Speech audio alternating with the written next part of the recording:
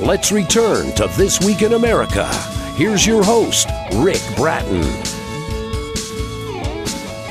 Welcome back, everybody, coast to coast. This Week in America. Leadership, the Warrior's Art, second edition by Christopher Kolenda, brings together noted military minds as they examine the crucial role of leadership in combat, relate the lessons learned and apply this knowledge to the stressful world of business using case studies from Alexander the Great, their post-9/11 wars to illustrate timeless principles of leadership. Christopher D. Kolenda, Ph.D., founder of the Strategic Leaders Academy, works with leaders who want to apply insights from history and military operations to transform their businesses. A West Point graduate, recognized combat leader, and retired Army colonel, he defied conventional wisdom in Afghanistan, where he served for 4 tours of duty by motivating a large insurgent group to switch sides, the only example of such success in the 20-year history of the war. As a trusted advisor to 3 4-star generals and 2 undersecretaries of defense, he became the first American to have both fought the Taliban as a commander in combat and negotiated with them in peace talks. He holds a Ph.D. in war studies from King's College London. Christopher Kolenda, author of Leadership, the Warrior's Art, joins us on This Week in America. Dr. Kolenda, welcome to the program. Great to have you with us. Thank you, Rick. I really appreciate you having me. This time is going to go by so quickly. I have so many questions to talk about in the program today. And let's lay the foundation. Let's talk about leadership. If you ask 10 different people, you may get 10 different answers as to what they perceive leadership to be. What is leadership? Well, leadership means to inspire people to contribute their best to your team's success. And every element of that definition is crucial. So leadership is about inspiration. It's not about coercion. So sometimes leaders use coercion, but that should be an exception. Leaders inspire people to do things voluntarily. So that is one of the difference between leaders, what leaders do and yes. what others do. And by inspiration, I don't mean rah-rah either. This is not about being a cheerleader. This is about providing the vision and connecting emotionally with people so that they are inspired to contribute their best. So we want people contributing their best and most authentic selves. People shouldn't have to become somebody that they're not, fake it until they make it. All of these other goofy sayings. Yes. They should be able to be their best and most authentic selves, and to do so for a broader purpose, to support the team's success. So that's what leadership is all about. You go into that in great detail, along with a number of experts in your book, Leadership, the Warrior's Art. Somebody may say, geez, it's sort of old school, isn't it, to discuss ancient Roman and Greek ideas of leadership. What am I going to learn from Alexander the Great? And as you dig into this, there are really some valuable lessons from history, aren't there? I think so. To study leadership, you need to get at it from 3 perspectives: theory, history, and experience. So TH&E. And all 3 of those are crucial, like 3 legs of a stool. If you've got theory and history, but you don't have experience, you're not talking about practical experience, how you apply these today, then you're at risk of ivory tower solutions. It's like trying to make breakfast with a chocolate frying pan. Not only is it not going to work, but you're probably going to make a mess. If you have theory and experience, but you don't have history, then you are likely to fall victim into fads. So hook, line, and sinker. And I remember growing up in the 80s and 90s, we had things like the 1-minute manager, management by walking around as opposed to management by sitting in my chair. And so you're going to lose perspective. You're going to have all of these fads. We got our fads today.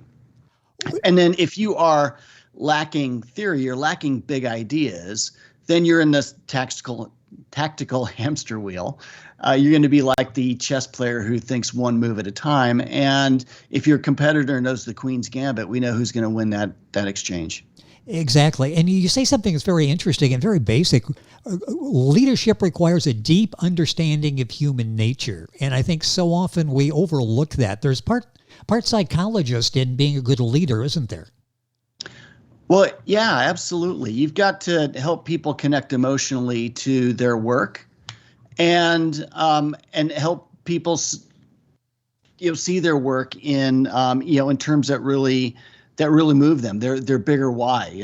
I don't know if you've ever heard the bricklayer story. No, no, tell me about that. Yeah, so the bricklayer story, a consultant like me is walking along and sees a person laying bricks, and a consultant says, "What do you do?" And the bricklayer says, "I'm laying bricks because that's what I do and that's what I enjoy doing." Okay. He walks to the second bricklayer and he says to that bricklayer, "I said, bricklayer, what are you doing?" And that bricklayer says, "I'm building a cathedral."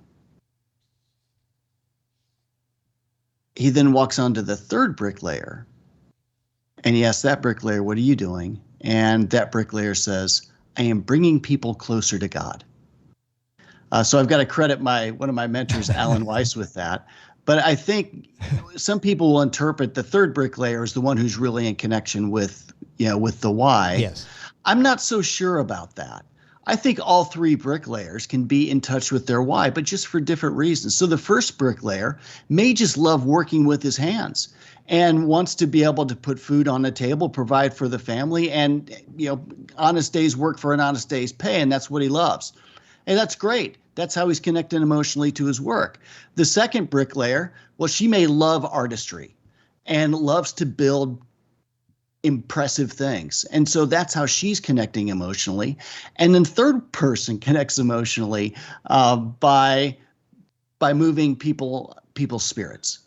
And so all three, I think, are examples of people who can connect emotionally to their work. And that's one of the things that leaders provide. And studying human nature, as the ancient Greeks did, you learn that people are motivated by different things. Different things motivate different people. No surprise there. But getting to know who they are and getting to see what moves them is vitally important to helping to achieve buy-in for the kinds of things that you want to do as an organization. Our guest on the program is Christopher Kolenda. That's Kolenda. The book is Leadership, The Warrior's Art. This is the second edition. You'll find it at Amazon, Barnes & Noble, all of the usual bookstores. StrategicLeadersAcademy.com is Christopher's website. Information there as well. Let's talk about the role of discipline. That's one of the key elements, military strategy, business strategy as well. Define discipline and how discipline isn't punishment, is it? No, and it's an important distinction that you raise. So there's intrinsic discipline and extrinsic discipline. So we often think of discipline as extrinsic. Discipline is punishment. North Korean soldiers goose-stepping in parades and things like that. And that is an example of extrinsic discipline. It's discipline that's imposed from without. And the challenge with extrinsic discipline is when that supervisor, if you will, is no longer present, then people, because they don't have buy-in, people are just going to go back to doing what's comfortable, what they were doing beforehand. Intrinsic discipline happens when you know the difference between right and wrong in terms of the standards and expectations, and you do what's right regardless of who's watching, even when nobody's watching. So when you look at organizations that have intrinsic discipline, as opposed to ones that don't, so you can kind of do a double axis chart, if you will. And on a north-south axis, you have clarity about your common good. So common good, your mission, vision, goals and values, standards and expectations. And on the east-west axis, you have buy-in. When you have an organization, we start with the upper left, that has clarity about its common good, but low levels of buy-in, then you have a compliance culture. You have a culture in which your leaders are focused solely on supervision, making people do their jobs. And the cost of that is you're not focusing on strategy and growth and innovation. You don't have time for it because you're so busy making sure people are doing their jobs. Oh, yes. When you get into the lower left, where you've got low clarity and low buy-in, then you've got a chaotic culture where the office alphas are simply having their own fiefdoms and doing their own thing because they're not bought in and they have no idea what they're really supporting other than naked self-interest.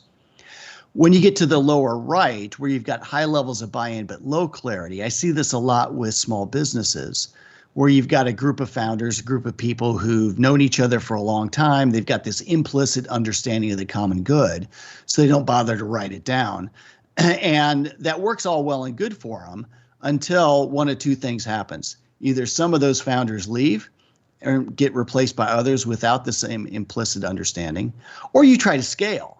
And as you scale and you're bringing new people without that implicit understanding of the common good, then you tend to backslide inevitably towards this chaotic culture.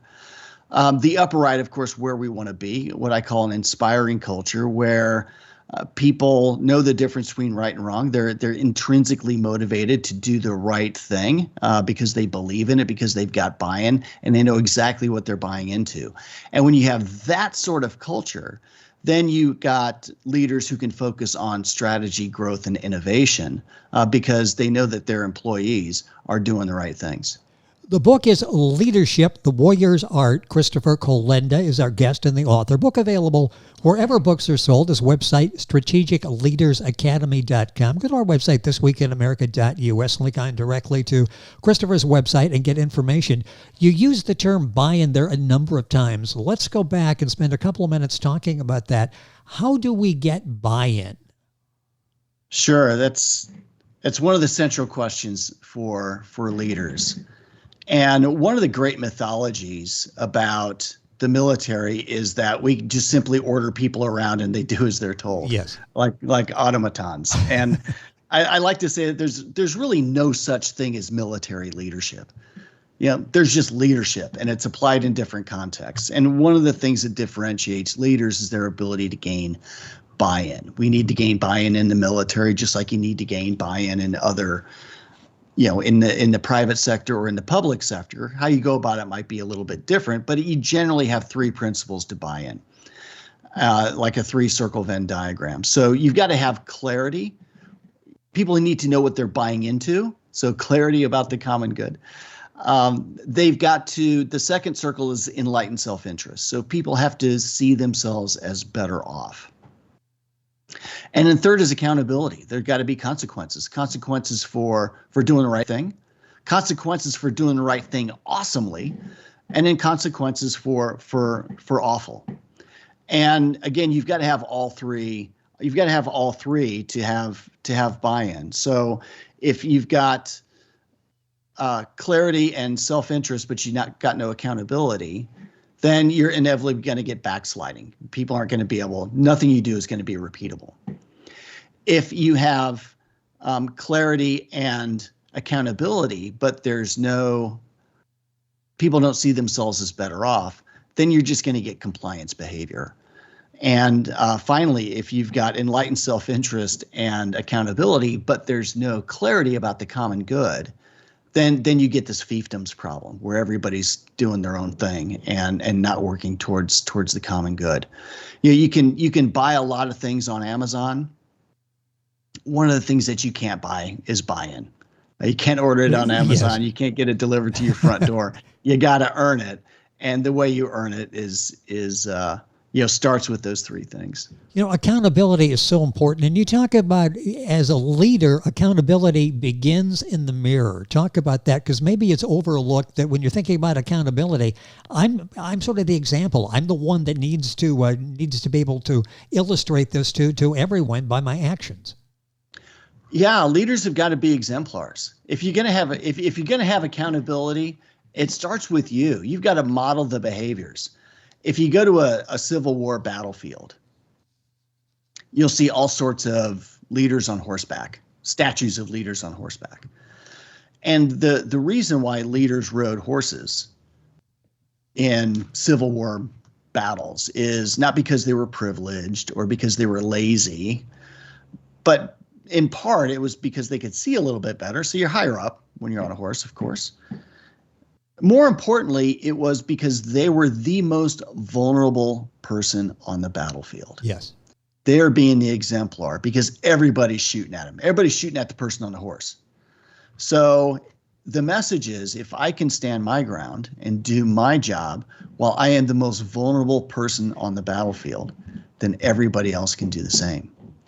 when you look at the difference between the collapse of the Afghan government about a year ago and the resilience of the Ukrainian people, again, it's the exemplar. So when push came to shove in Afghanistan, Afghan senior leaders just simply took the money and ran. And the whole government and military collapsed all around them like a house of cards. When Russia invaded Ukraine and President Zelensky was asked, or was told that, he could have a ride out. Yeah, we'll send a plane for you.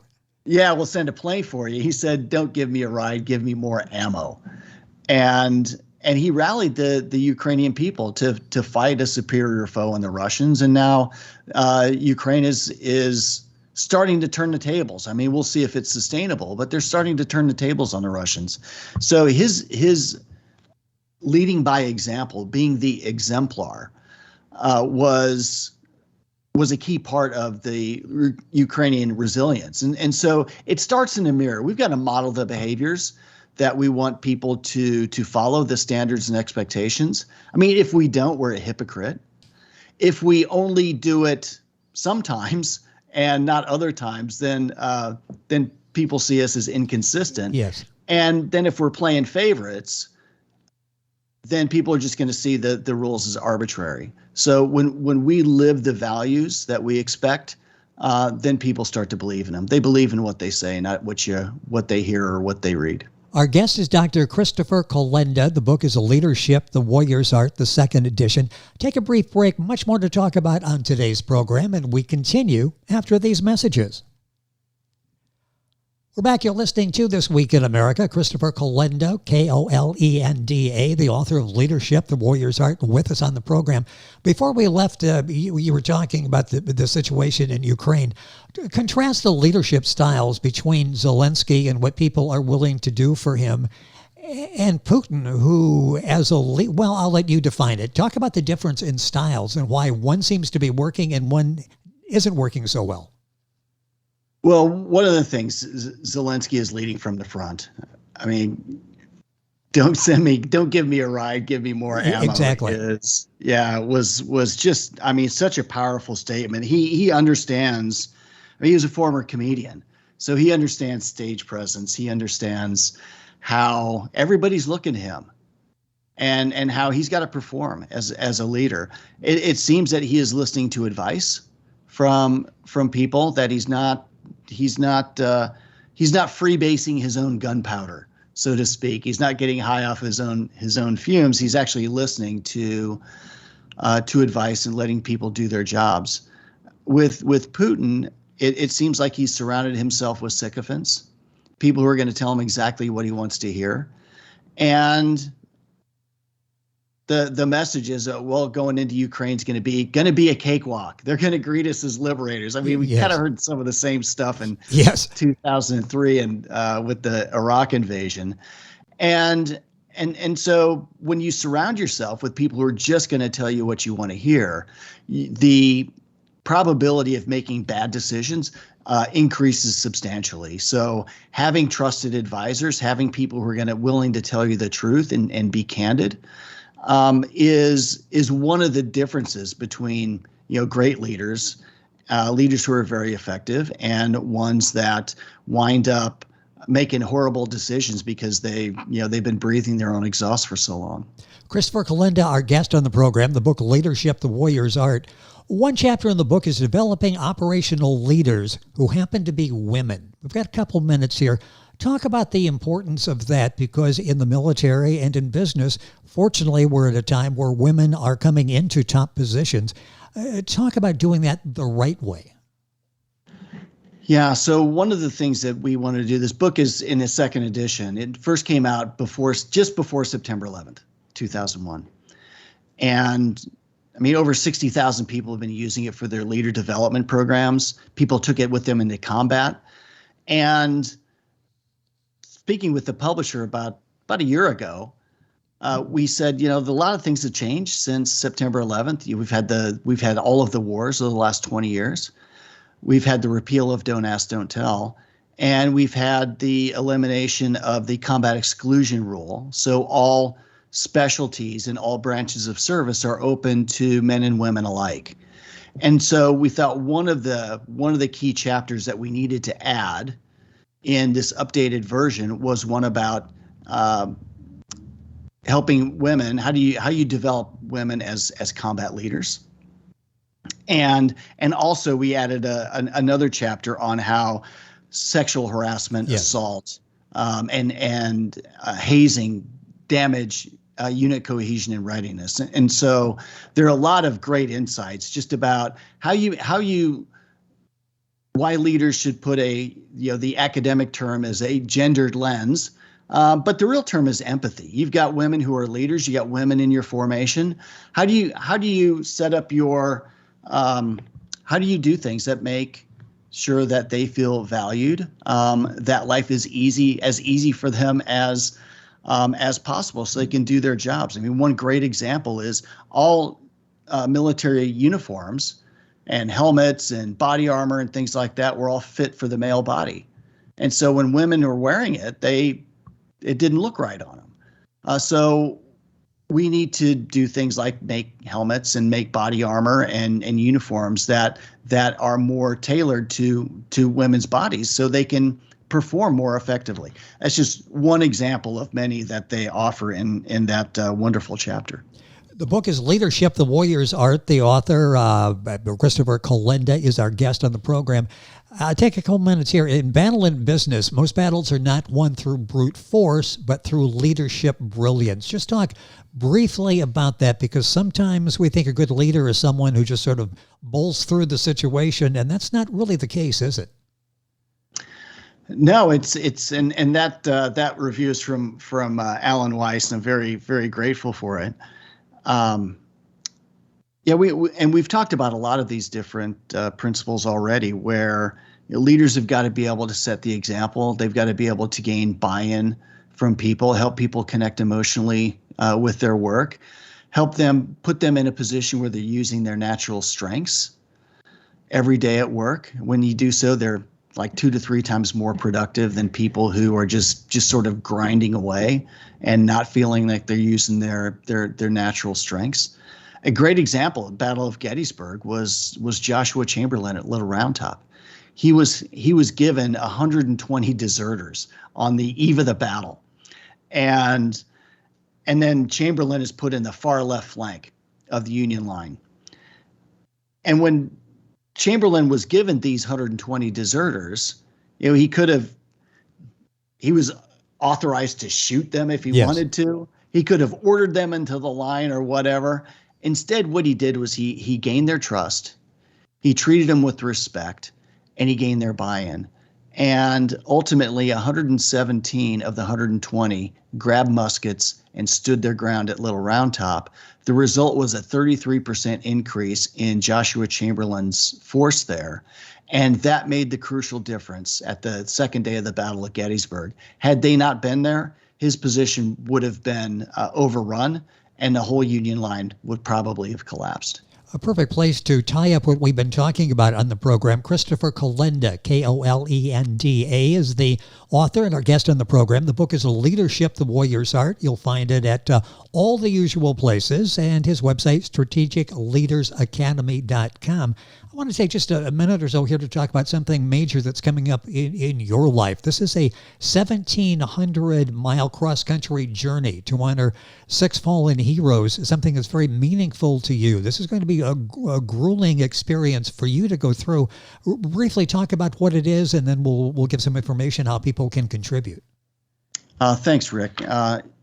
As you mentioned, 6 of my soldiers, I led a force of about 800 paratroopers in eastern Afghanistan in a 15-month deployment in 2007 and 2008. It was a long time.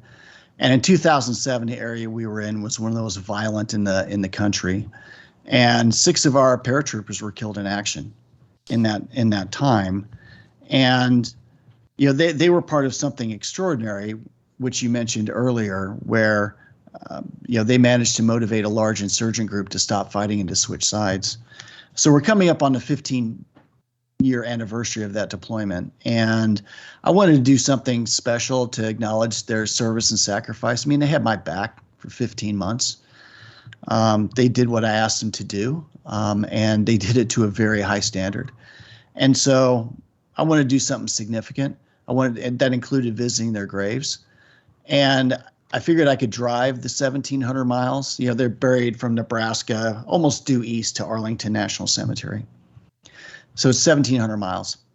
I could drive it, but that just didn't seem quite substantial enough. I could walk the distance, but it'd just take way too long. It's just prohibitive.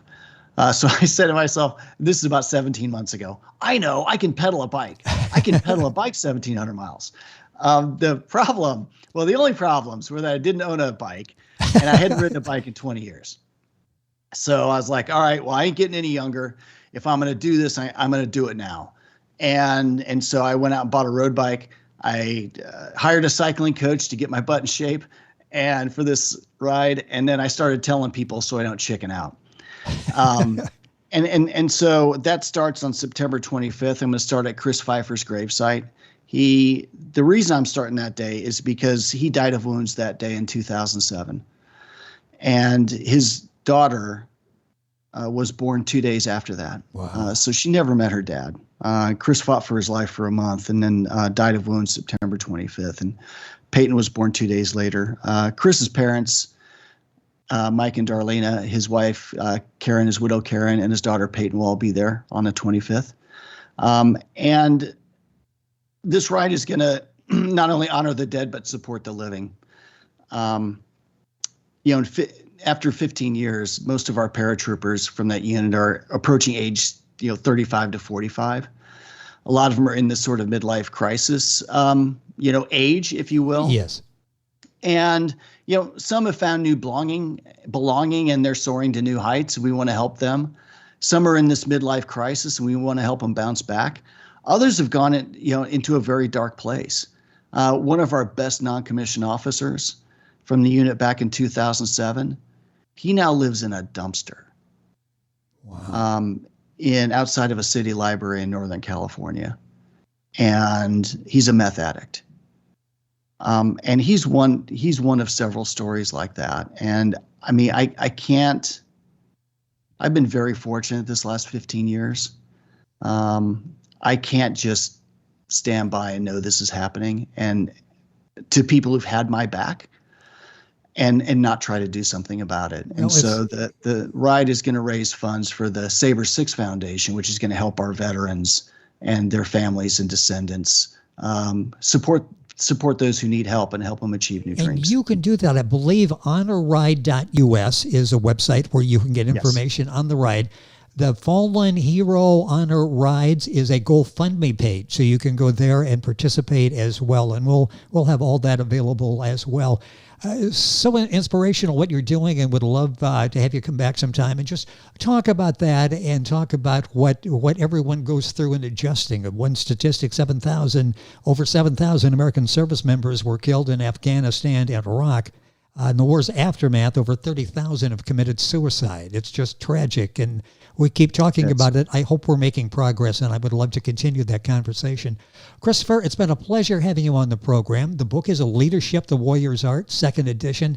Thank you so much, and best of luck on the 1,700-mile trip. On the bicycle part, we'll come back real quick. Once you're out on the road for 1,700 miles, good luck with that, sir, and thank you for joining us. Thank you so much for having me, Rick. It's delightful being on your program. Thank you. A pleasure to have Christopher Kolenda with us. The book, Leadership, the Warrior's Art. Information on our website, thisweekinamerica.us. We're back after these messages.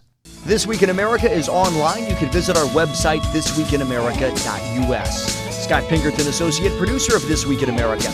Jay Anderson, Segment Producer. Ben Watson, Webmaster. Otto Bechet, Director of Engineering and TV Production. This Week in America produced and is a trademark of Blue Funk Broadcasting, LLC. For information on all of our guests and to listen to this week's show, our website again at thisweekinamerica.us. And I'm Sean Bratton, Executive Producer of This Week in America.